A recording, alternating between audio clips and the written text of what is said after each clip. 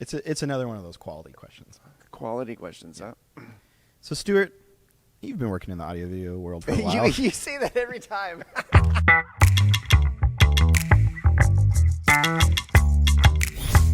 I mean, aren't all PTZ cameras basically the same? Yeah, they're all the same. Don't they all pan, tilt, and zoom? Just ignore the fact that some of them cost $500 and some of them cost $5,000. Yeah. It doesn't matter. It's all just, whatever.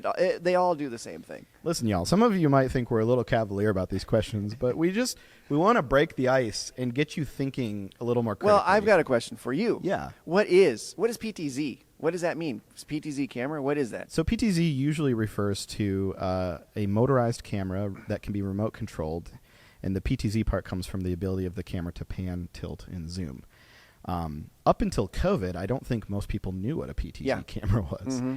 And now they're being put in churches all over because, the traditional way of live streaming was we had to purchase multiple studio quality cameras and then have trained technicians who knew how to make all the adjustments on the fly. Mm-hmm. And now you can put 3 or 4 PTZ cameras in a space and have one operator control it all from a control center. So if a camera pans, tilts, and zooms, that's a lot of technology in a camera. I would assume so. I've never built one. Yeah, I've never built one either, but that's a lot of stuff. Mm-hmm. So if you take something that's $500 versus $5,000, then I'm assuming that stuff works a lot better. So the components, yeah.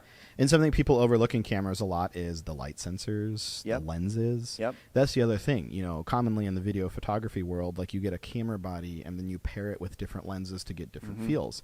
A PTZ camera is kind of like a handy cam where it all comes together. It's all together on purpose because it needs to be automated. It Right. needs to actually move around and do stuff. But you need to work with a company that knows what they're doing. Yeah.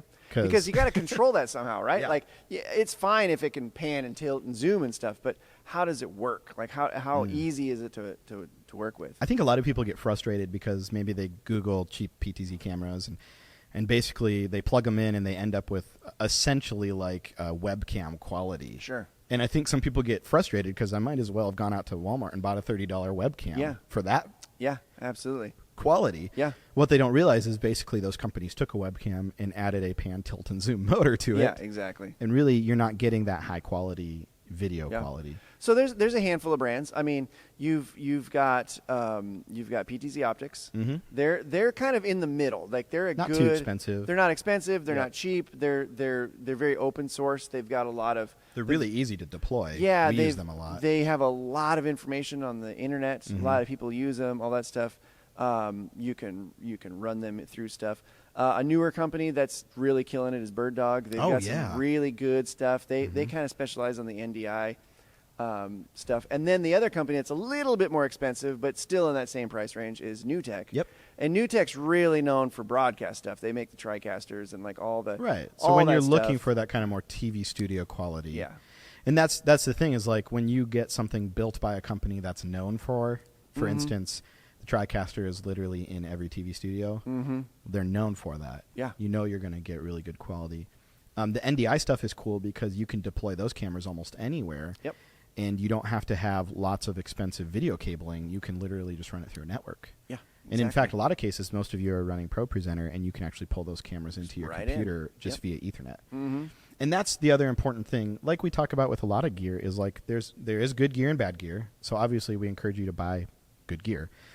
But then how you deploy it really matters. And what do you need to accomplish? Because maybe your church doesn't need TV broadcast quality cameras, but also you want to look a little better than, a webcam. Yeah. And the thing is like a lot of the churches that we're in are volunteers. And let's say there's only 1 or 2 people back there. Well, it's really nice to be able to push a button, and let's say you have 3 cameras. Yeah. You push a button, and all of them move into a certain scene. Yeah. Like, say the band's leaving and the pastor's coming up. You push a button, and it goes a certain way. Yeah. You don't have to stop and think about, you're not actually panning, Moving tilting, each camera. and zooming Yep. all the time. You can push a button, and it automates stuff, and it moves around. And so that's really nice, especially if you're kind of a one-man show. Well, and in today's world, like if you're somewhat techie, you can probably Google a lot of that stuff and program it yourself. Or, again, that can be a really great time to bring an AVL company like ourselves in because We do that all the time. Yeah, we'll automate not only the cameras, but we'll incorporate the sound and the video and lighting and all that stuff, where you can literally push a button control and does all kinds of stuff. So. Which is great, again, if you're a one-man show, or maybe you're the pastor and you don't even have a sound guy. Yeah. Then it can be really great for you. You can run your whole service from stage if you want. Yeah.